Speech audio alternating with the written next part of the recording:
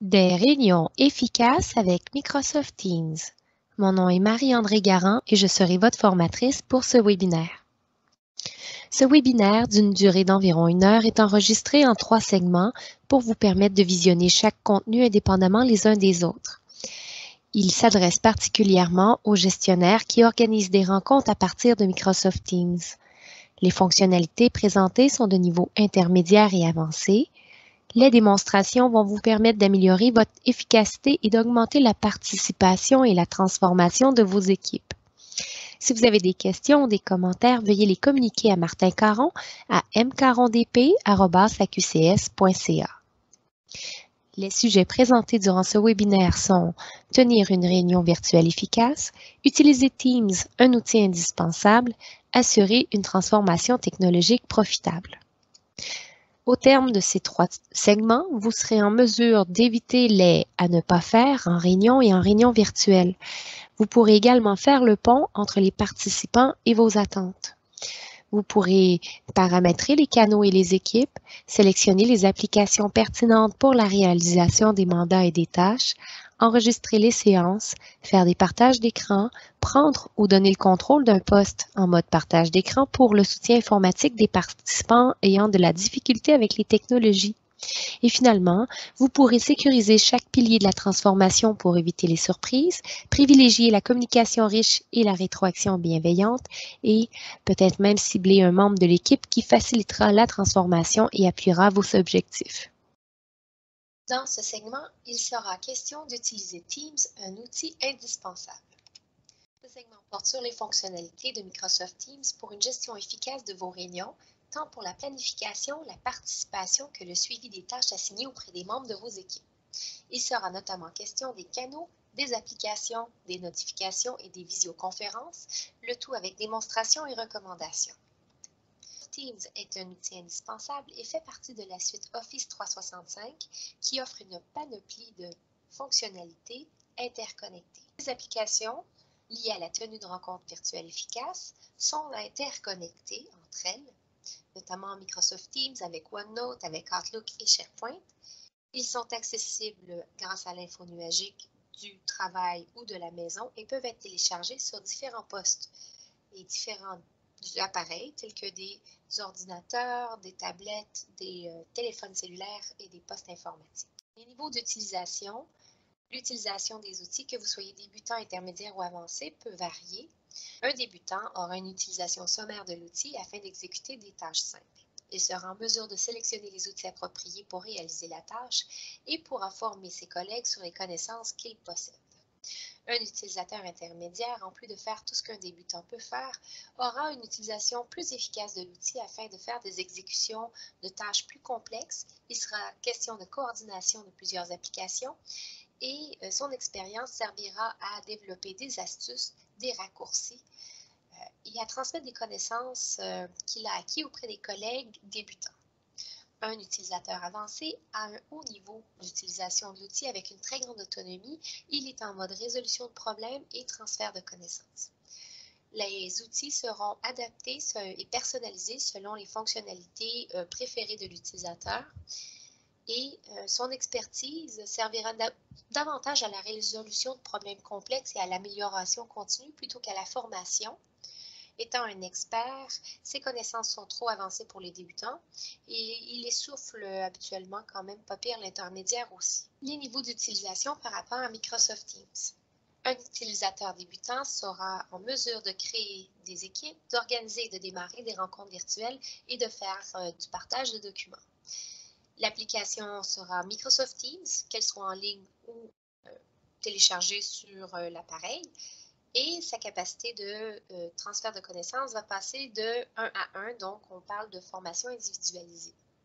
Un utilisateur intermédiaire, en plus de faire tout ce qu'un débutant sait faire, pourra faire de la création de canaux publics et privés, enregistrer des visioconférences, utiliser le clavardage pour démarrer des rencontres individualisées et organiser les fichiers, l'arborescence des fichiers propres à un canal selon la GED, la gestion électronique documentaire. Par rapport aux outils, Microsoft Teams bien sûr, mais aussi l'intégration d'Outlook, de OneNote et de SharePoint. On parlera ici du partage d'écran et de la prise de notes interactive. Un utilisateur avancé, en plus de faire tout ce que l'intermédiaire et le débutant peuvent faire, fera l'ajout d'un modérateur, organisera des rencontres avec salle d'attente, pourra créer des mentions afin d'assigner une personne ou une équipe, de la notifier spécifiquement, utilisera l'adresse de messagerie du canal pour les transferts de courriel et les invitations à multiples canaux. On parlera ici d'intégration d'onglets comme le planificateur, Stream et aussi Web selon les configurations, et de récupération de documents effacés par erreur. Il pourra donner ou prendre le contrôle de l'écran partagé pour faire du soutien technique auprès des membres et pourra créer des tâches et des échéanciers et les assigner à des personnes dans l'équipe. Passons au canal. Lors de la création d'une équipe, par défaut, le canal général est créé. La création d'un canal peut servir à assigner quelques membres d'une équipe à un mandat spontané, une problématique ou au développement d'un projet temporaire. Un canal, c'est l'équivalent d'un bureau, un local dédié au sein d'un établissement où les membres se rencontrent. Le canal peut être public, tous les membres de l'équipe peuvent consulter les contenus et assister aux rencontres. Le canal peut être également privé, où seuls les membres invités au canal peuvent accéder au contenu et aux rencontres du canal. Seul le propriétaire de l'équipe peut changer les paramètres de l'équipe et des canaux qu'il a créés, et les membres de l'équipe peuvent se voir attribuer ou restreindre des fonctionnalités par le propriétaire. Prenez note que les invités ont des fonctionnalités un peu restreintes. Par exemple, il leur est impossible de supprimer ou d'ajouter des applications ou des équipes et peut partager des documents à partir de l'onglet Fichier, mais pas à partir de conversations. Passons aux démonstrations pour le canal. Je vais tout d'abord vous montrer comment masquer des équipes et des canaux. Pour masquer une équipe, vous n'avez qu'à vous rendre dans l'option Équipe dans la tranche de gauche de votre Microsoft Teams, sélectionnez l'équipe à masquer et appuyez sur les trois petits points du extérieur droit et sélectionnez Masquer. Cette équipe n'est pas effacée, elle est masquée dans les équipes que vous avez créées afin de réduire la curiosité des personnes qui vont assister à vos présentations avec partage d'écran. Sélectionnez le canal à masquer et, comme pour l'équipe, à partir des trois petits points dans le coin extérieur droit, vous allez sélectionner Masquer. De cette façon, au lieu que le nom apparaisse, une nouvelle appellation apparaît étant canal masqué et le nombre de canaux masqués apparaît juste à côté du nom. Ainsi, si je masque tous mes canaux privés, je me retrouve qu'avec les canaux publics qui sont accessibles à l'équipe et mes canaux masqués qui sont des canaux spécifiques à des équipes privées. Passons maintenant à la création d'un canal public ou privé avec membres externes. Que vos membres soient internes ou externes, la création d'un canal public ou privé demeure le même. Pour créer un canal, vous devez sélectionner les options de votre équipe, sélectionner « Ajouter un canal », lui attribuer un nom. Les canaux sont affichés en ordre alphabétique, en nombre numérique et alphabétique. Ainsi, si vous voulez que l'ordonnancement de vos canaux se fasse d'une certaine façon, il serait préférable de les numéroter.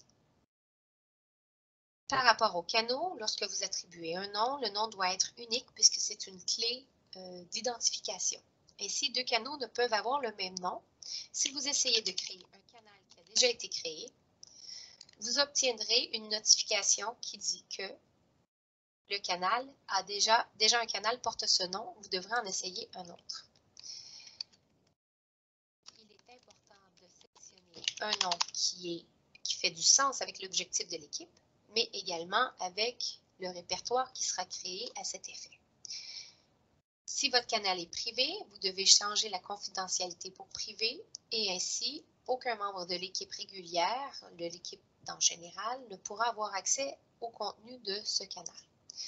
Que le canal soit privé ou public, vous pouvez dans tous les cas ajouter des participants externes.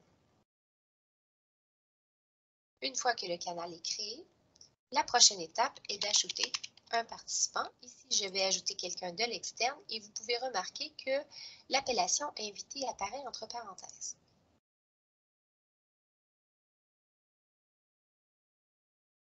Vous remarquerez que mes canaux se placent en ordre alphabétique et que mes canaux avec un nombre se placent en ordre numérique.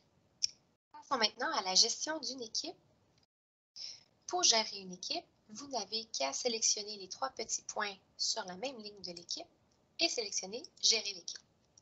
Lorsque vous êtes le propriétaire de l'équipe, vous pouvez voir les différentes options, à savoir les membres de votre organisation qui font partie de l'équipe. Vous verrez également leur poste, leurs coordonnées et aussi les personnes que vous avez invitées.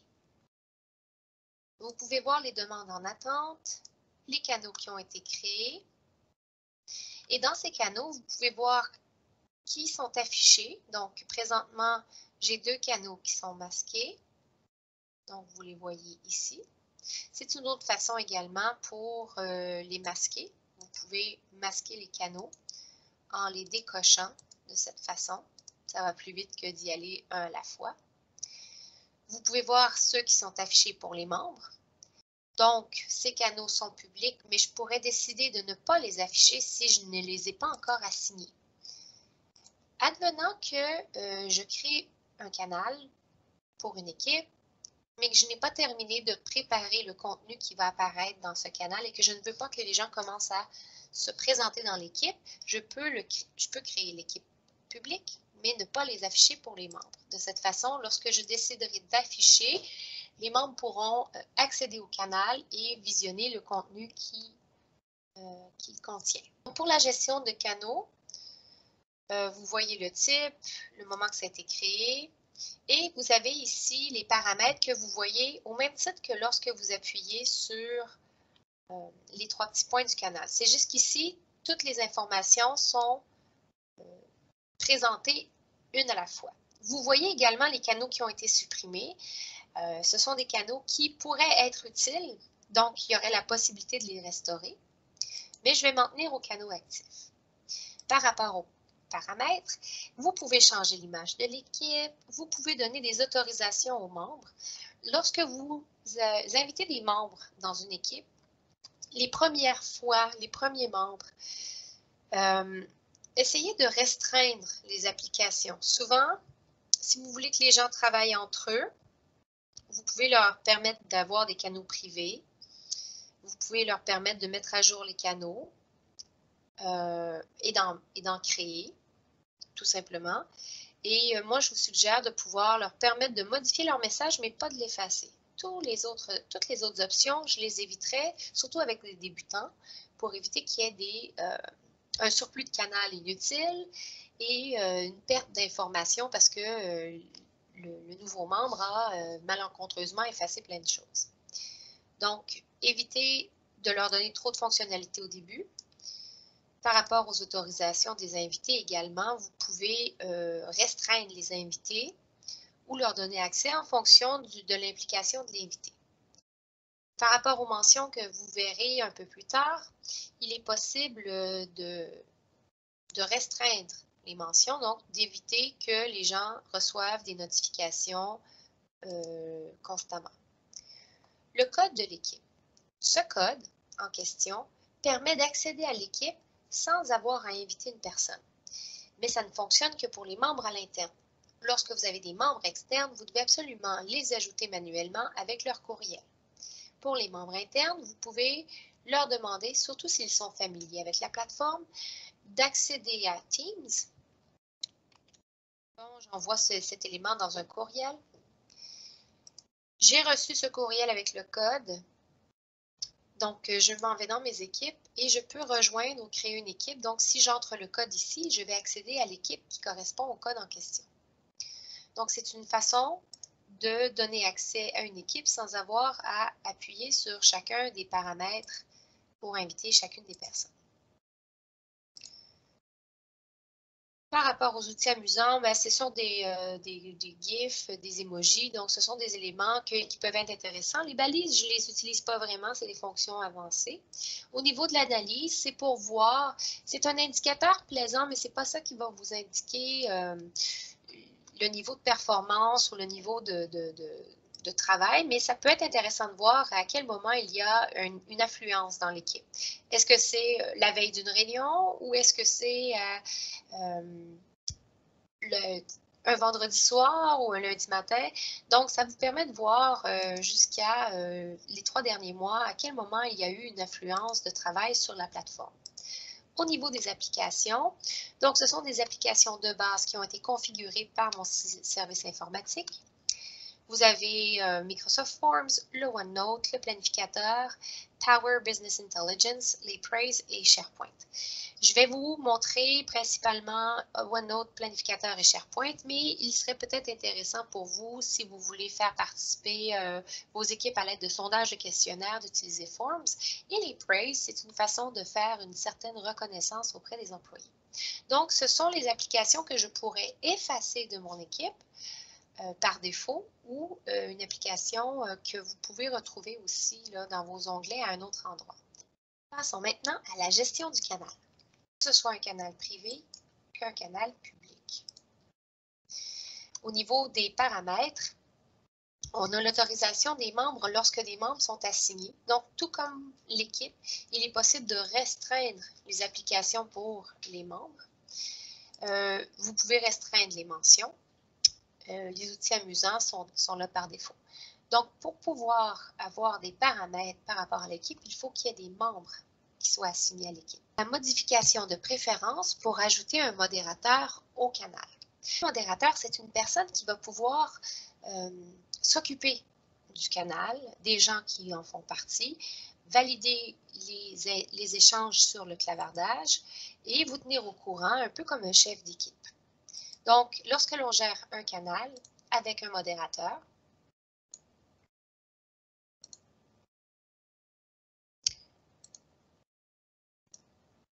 pour gérer un canal avec un modérateur, vous devez vous présenter sur le canal et le canal en question est un canal public et vous allez avoir un modérateur. Donc, ce modérateur, vous allez dans les autorisations, vous activez la fonction modération et vous ajoutez donc un modérateur à votre. Le modérateur peut être une personne invitée, il peut être un membre de votre organisation, ça ne dérange pas. Une fois que le modérateur est ajouté, vous pouvez également réduire les autorisations des membres de l'équipe. Donc, est-ce que vous autorisez les membres à répondre aux messages du canal? Les boots et les connecteurs, ce sont des éléments plus qu'avancés. Ce sont souvent, les boots, c'est de l'automatisation qui se fait principalement avec des canaux anglophones. Donc, ce sont des applications spécifiques très poussées. Donc, moi, je vous dirais, n'allez pas dans cet endroit-là, ce n'est pas nécessaire, ce n'est pas optimal pour vous. Mais vous pouvez autoriser les membres de l'équipe à répondre aux messages du canal et vous pouvez avoir un modérateur qui va pouvoir faire un travail de surveillance et de coordination dans le canal. Et finalement, l'obtention d'une adresse courriel d'un canal afin de lui acheminer un courriel. Vous pouvez extraire le courriel du canal de cette façon. Vous allez obtenir l'adresse courriel, copier le courriel en question, aller chercher le courriel qui serait d'intérêt pour le canal, coller l'adresse courriel et vous assurer d'enlever le texte qui précède le courriel et vous pouvez acheminer votre courriel directement au canal afin que les membres du canal puissent avoir accès à l'information que vous considérez importante à faire parvenir. De cette façon, le courriel va apparaître dans la publication dans quelques instants et les membres de l'équipe pourront consulter le courriel sans que vous ayez eu à faire l'acheminement à chacun des membres. Publié dans l'onglet Publication, les membres de l'équipe pourront ouvrir le courriel eux-mêmes et aller lire l'information que vous vouliez leur transmettre. Une copie du titre et du texte si vous voulez laisser une information avant de transférer le courriel, vos recommandations à propos du contenu. De cette façon, vous évitez d'avoir à transférer le courriel à plusieurs personnes en même temps. Maintenant, passez aux recommandations. Il est essentiel de créer une équipe par établissement et d'utiliser le canal général pour les rencontres concernant toute l'équipe. Par la suite, vous pourrez créer vos canaux privés en fonction des tâches que vous avez et les assigner à des membres concernés par ces tâches. Les rencontres spécifiques pourront avoir lieu dans ces canaux, par exemple projet 1, 2, 3, inventaire, etc. Créez un canal avec les membres externes à votre organisation en utilisant leur courriel. Les invités ont un accès restreint pour la modification, mais pas pour la participation. Définir les préférences de modération d'un canal public pour assigner un membre interne ou externe qui sera chef de groupe et qui vous portera main forte dans les communications avec le groupe pour la réalisation des objectifs. Masquez vos équipes et vos canaux pour assurer la confidentialité des activités que vous gérez, surtout lorsque vous êtes en mode partage d'écran. Passons aux applications et aux notifications. Selon la configuration des comptes de votre organisation, il est possible d'intégrer des applications sous la forme d'onglets aux canaux de vos équipes. Parmi les applications conseillées, nous avons Bloc-Notes, SharePoint, Planificateur, Stream et Web. Vous avez une description à chacun d'entre eux. Le Bloc-Notes est un OneNote qui sert à prendre des notes interactives. Tous les membres du canal peuvent contribuer. Le SharePoint sert à insérer un intranet, l'intranet de votre organisation. Il est possible de cibler une page en particulier qui est constamment consultée.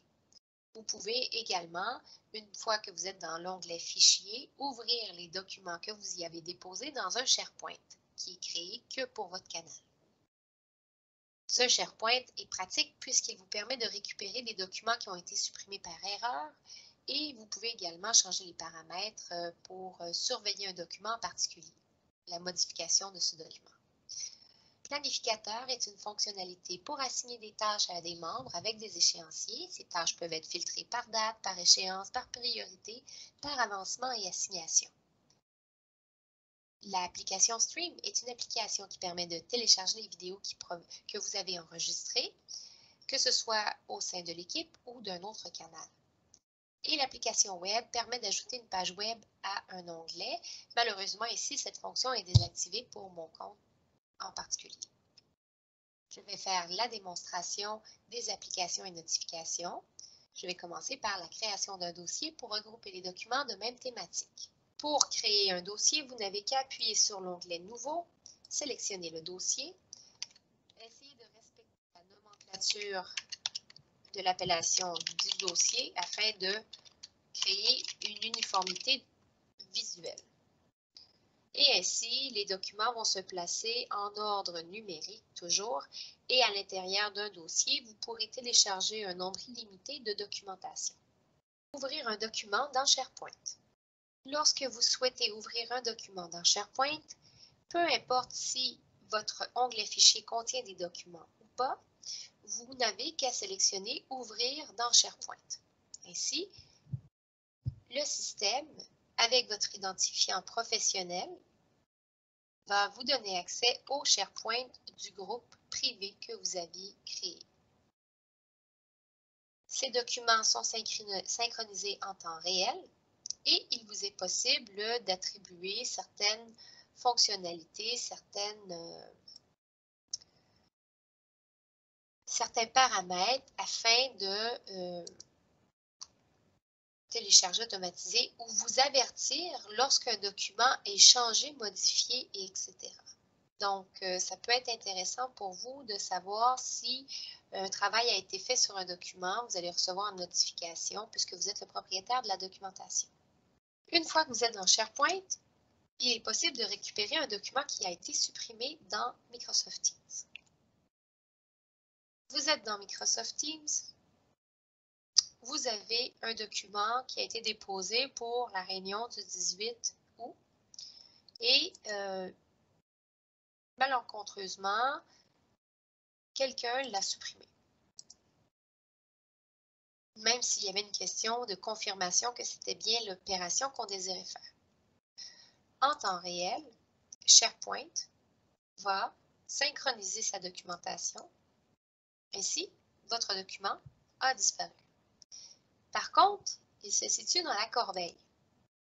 Donc, vous vous retrouvez dans corbeille, le document que vous ne désirez plus effacer ou que quelqu'un a effacé par erreur et vous le restaurez. De cette façon, lorsque vous retournez dans Microsoft Teams, après quelques secondes et une synchronisation, je vais sortir et revenir.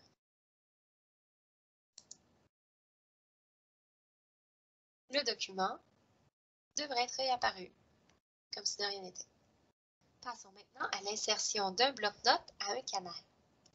un bloc-notes, c'est pratique pour prendre des notes, pour faire des comptes rendus, pour ajouter des points ou permettre aux gens d'échanger, de discuter et de partager de l'information. Pour ajouter un bloc-notes, vous n'avez qu'à appuyer sur le petit plus, sélectionner OneNote et assigner un nom à votre bloc-notes. Surtout si vous ne voulez pas que quelqu'un utilise un bloc-notes qui vous appartient. Donc, ordre du jour, compte rendu.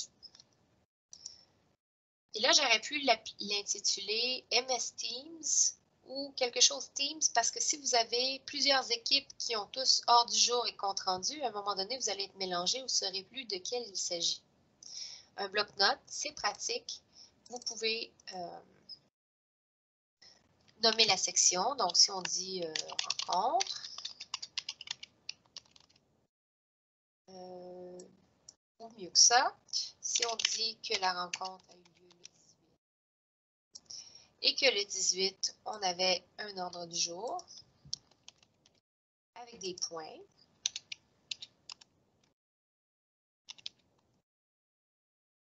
Là, vous pouvez les appeler comme vous voulez. Là.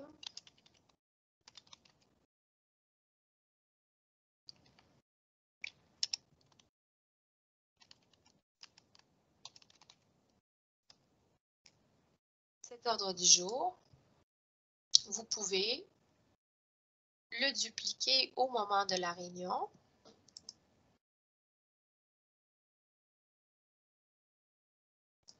Et au moment de la prise de notes, vous changez l'appellation et vous demandez aux gens concernés par les sujets de faire une synthèse de l'information, à savoir le gestionnaire a accueilli les membres et 3 petits points. Et chaque membre qui a un rôle à jouer par rapport au point peut faire une synthèse du moment. De cette façon, vous avez l'ordre du jour avec les points et vous avez le compte rendu assigné à la réunion. Vous avez juste à créer une nouvelle section pour la prochaine réunion. Et au même titre, vous aurez donc chacun des éléments qui apparaîtra en temps voulu. Donc ça, c'est pour prendre des notes interactives durant vos réunions. Passons maintenant à l'insertion d'un onglet SharePoint afin de donner accès à un intranet pour votre équipe. Votre organisation a un intranet. Cet intranet comprend des sections et peut-être qu'il y a des points qui sont plus souvent visités que d'autres. Et pour vous assurer que les gens ne perdent pas trop de temps à chercher les liens en question servant à la réalisation de la tâche, on peut sélectionner une page en particulier de l'intranet, sélectionner le URL. Une fois dans votre équipe, vous sélectionnez un onglet qui s'appelle SharePoint.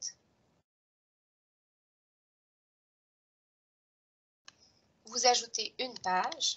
Donc, moi, j'ai décidé d'aller sélectionner la page de l'approvisionnement.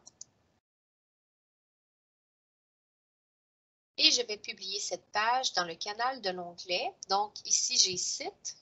Je peux le renommer pour l'appeler Appro. De cette façon, si mes employés ont besoin de consulter la page de l'approvisionnement du SharePoint, ils pourront le faire à partir du Teams. Insérer un planificateur échéancier à un canal et créer une tâche, une assignation, un échéancier. La fonctionnalité planificateur. C'est une belle façon de garder les équipes au courant des tâches à exécuter. Donc ici, si je l'appelle projet 1 et que je n'ai pas de plans existants. Donc, mon projet 1, il va y avoir des tâches à accomplir avec des personnes à assigner et des échéanciers. Donc, je peux dire, bon, ben pour le 27, j'aimerais ça que mon invité fasse une présentation sur l'avancée des travaux. Pour m'assurer que la personne ne l'oublie pas. Ensuite, je vais créer une nouvelle tâche pour faire liste des fournisseurs. Je vais affecter une personne. Ici, les gens qui sont affectés, ce sont des personnes qui sont invitées puisque ce sont que des invités que j'ai dans mon répertoire. Mais dans le choix, ça serait autant de choix que de membres dans mon équipe générale parce que je suis dans le canal général. Donc ici, j'ai deux tâches à des dates différentes, à des personnes différentes. Si je retourne ici, c'est à faire, c'est non démarré, c'est de priorité moyenne. Il n'y a pas de date de début. Habituellement, la date de début, c'est la date de création. Je pourrais donner des instructions particulières. Je pourrais ajouter une pièce jointe. Et je pourrais même copier les tâches en question. Si c'est une tâche qui est récurrente, je peux créer donc, je peux créer cette récurrence-là. Donc, ici, j'ai deux tâches. Il m'est possible de les regrouper en fonction des gens à qui elles ont été attribuées, en fonction des échéanciers, dans la même semaine, donc ils apparaissent un à la suite de l'autre, en fonction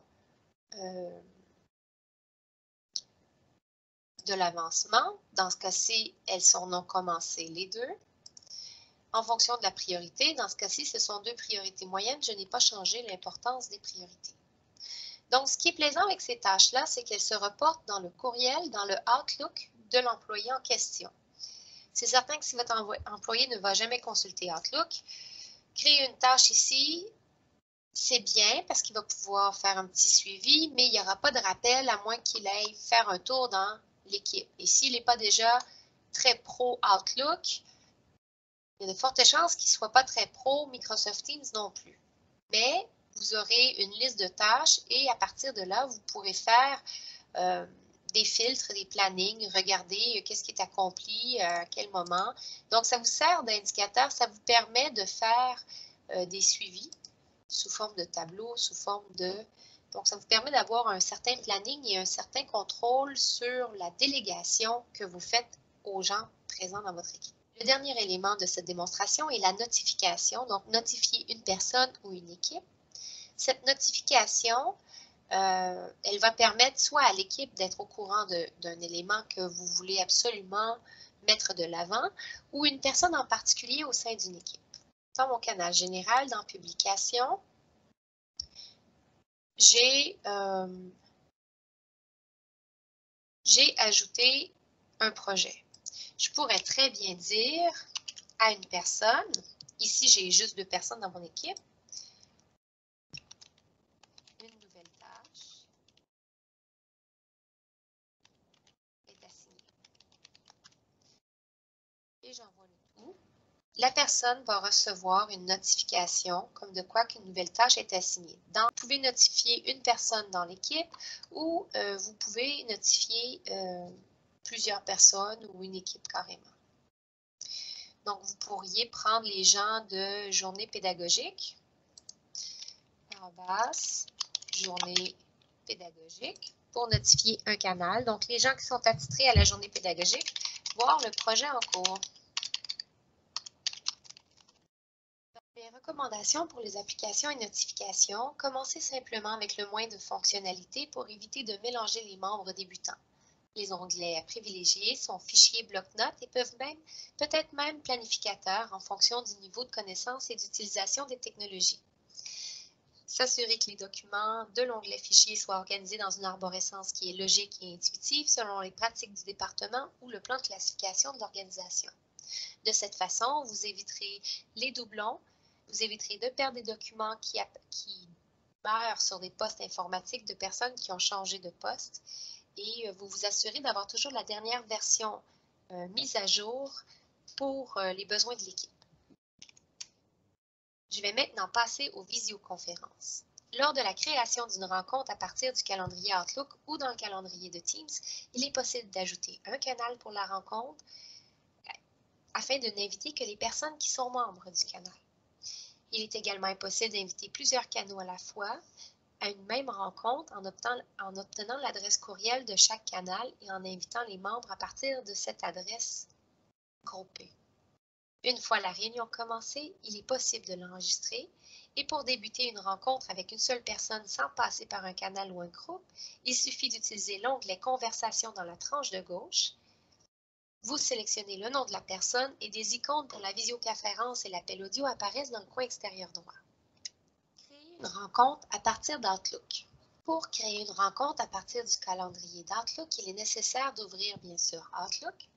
Une fois dans la page, à l'endroit où la rencontre devra avoir lieu, vous double-cliquez sur la case et vous déterminez la bonne tranche d'heure attitrée à la rencontre. Pensez à mettre un objet qui est pertinent et aussi un emplacement. Dans ce cas-ci, c'est certain que Microsoft Teams sera utilisé. Vous n'avez qu'à appuyer sur Microsoft Teams ici et par défaut, un lien donnant accès à la rencontre sera disponible autant pour les personnes de l'extérieur que les membres de l'interne de votre organisation. Lorsque vient le temps d'assigner la rencontre, vous devrez avoir l'adresse du canal lorsque vous passez par Outlook. À cette fin, je m'en vais dans un canal en particulier. Je vais chercher l'adresse email du canal que je copie. Je retourne à mon invitation et je colle l'adresse en question. Cette invitation est pour l'ensemble du canal, ainsi tous les membres du canal seront invités à cette rencontre de suivi. J'envoie l'invitation et ce qui est bien, c'est que autant les membres externes qu'internes n'auront qu'à appuyer sur le lien pour pouvoir accéder à la rencontre. Et de cette façon,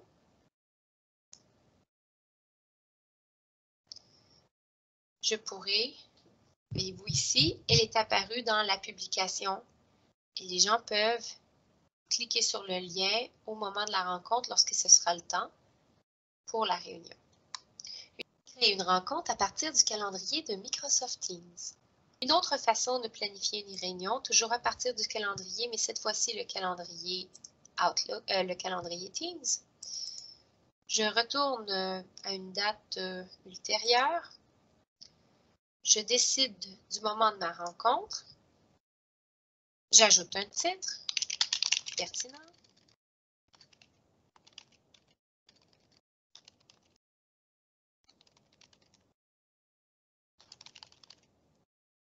Et cette fois-ci, parce que je suis directement dans Microsoft Teams, je peux aller sélectionner une équipe et un canal. Alors ici, ça sera directement associé au canal général de mon équipe Microsoft Teams. Je n'ai pas à ajouter des personnes, à moins que ce soit des personnes qui ne font pas déjà partie de mon canal. Et je pourrais même, à l'aide de l'assistant planification, déterminer si la case horaire convient. C'est certain que là, je n'ai pas assigné une personne en particulier, mais si j'avais assigné des personnes, je pourrais voir s'ils font partie de mon organisation, s'ils sont libres ou pas, à l'aide de l'assistant planification. Alors ici, j'ai mon canal, j'ai mon titre, j'envoie. Et je retourne dans mes équipes. Je m'en vais dans mon canal. Et vous voyez ici une rencontre qui est associée à mon canal avec la date de la journée et l'heure. Lorsque ce sera le 27 octobre, cette rencontre, il y aura une icône qui dit « Rejoindre la réunion », donc je n'aurai qu'à appuyer sur cette icône pour accéder à la rencontre. Faire parvenir une rencontre à plusieurs adresses courriels de canaux. Comme je l'ai démontré un peu plus tôt, lorsque j'ai plusieurs canaux provenant de différentes équipes,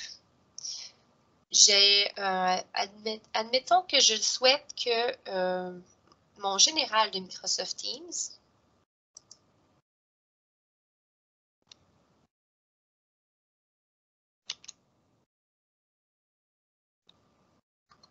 je vais m'ouvrir une page Word afin de pouvoir copier les adresses pour ne pas avoir à faire trop d'aller-retour. Et mon autre équipe, donc ici, mon général de l'équipe AW.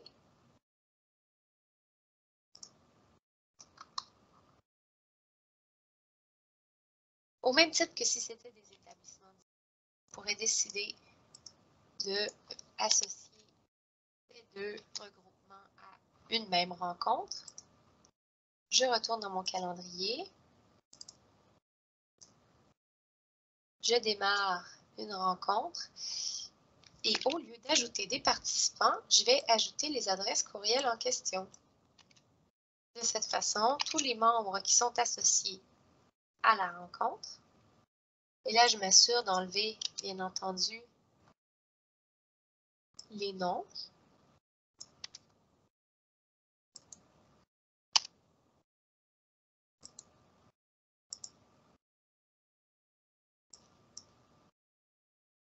Je pourrais décider d'ajouter un canal, mais ici, j'associe deux équipes différentes. Donc, j'ai la date, il me reste à ajouter un titre.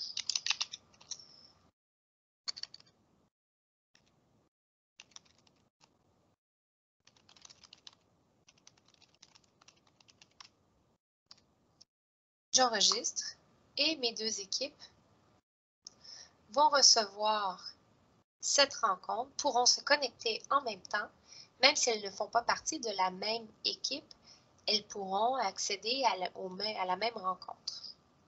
Et une salle d'attente pour les participants.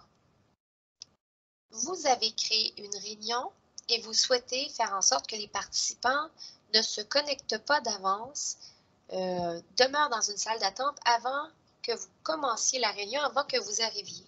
Une fois que la réunion est créée, enregistrée et acheminée, vous retournez à nouveau dans la réunion et options de la réunion vont apparaître. Lorsque vous utilisez Microsoft Teams sous forme d'application téléchargée sur le bureau, vous devrez absolument vous reconnecter à Microsoft 365 pour pouvoir avoir accès aux options de la réunion.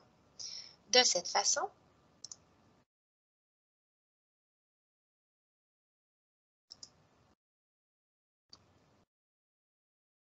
vous pourrez créer une salle d'attente à laquelle vous serez la seule personne qui n'a pas à s'y conformer. Donc, la première question, qui peut éviter la salle d'attente? Moi uniquement, ce qui veut dire que tous les autres membres devront attendre avant votre arrivée pour que vous leur donniez accès à la salle. Annoncer quand les appelants arrivent ou s'en vont, oui ou non, c'est comme vous voulez. Qui peut présenter? Seulement moi. S'il y avait plusieurs personnes qui étaient présentateurs durant la séance, vous pourriez déterminer des personnes spécifiques.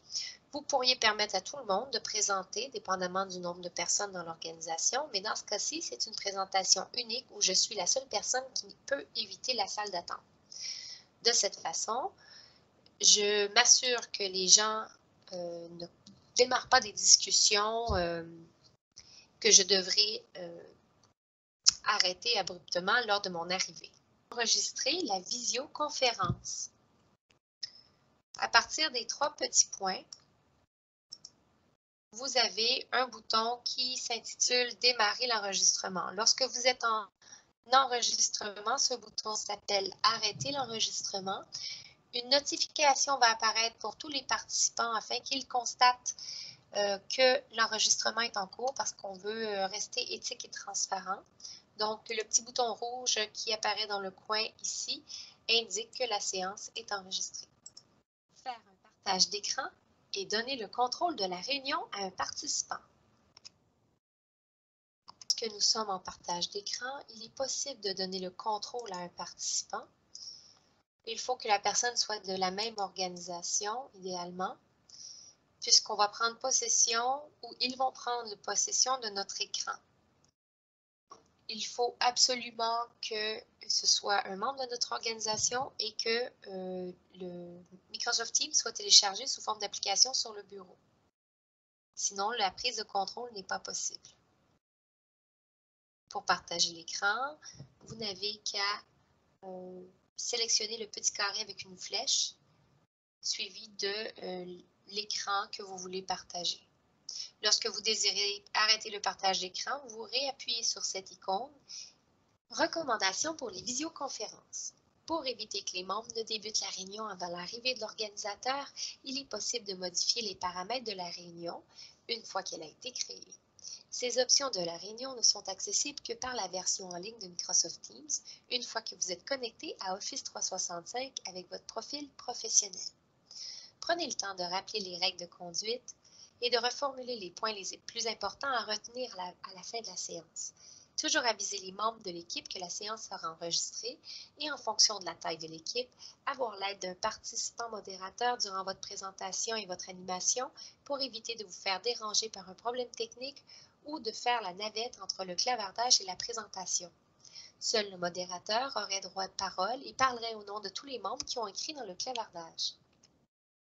Les recommandations générales pour se familiariser progressivement avec Microsoft Teams d'Office 365, chaque membre du personnel devrait l'accéder à partir du poste informatique au travail, sur l'ordinateur de la maison et configurer leur compte professionnel sur leur téléphone cellulaire.